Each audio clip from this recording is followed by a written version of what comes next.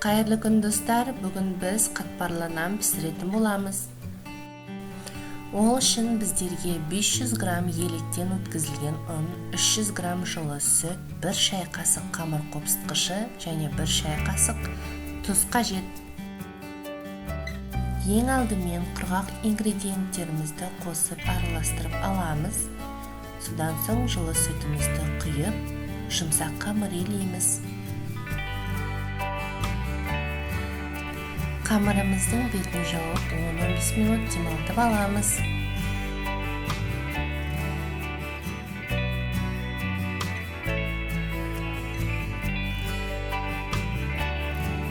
Үлкен пиязды алып, уақтап турап, қара бұрыш, паприка, тұз қосып араластырамыз.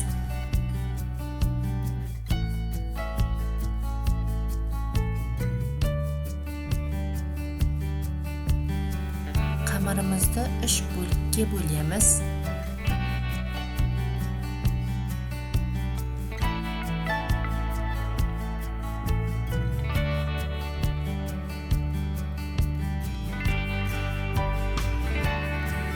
Қамырымыздың әр бөлігіне ұнымызды жақсылап сеуіп, жұқа қылып илеп жаямыз.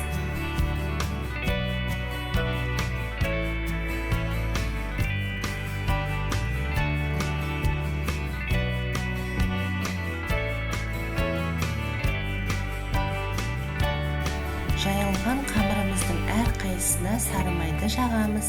Бірінші жайылған қамырымыздың үстіне екінші жайылған қамырымызды саламыз. Және оның үстіне сары майды жағып, туралған пиязды себеміз.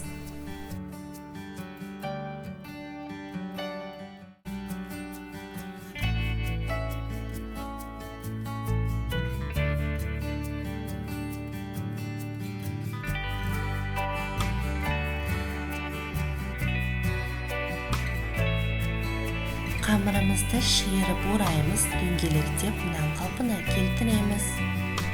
Үстін алақанымызбен басып, жұмыртқа жағып, 180 градуске қызып тұрған пешімізге 30-35 минут пісіреміз.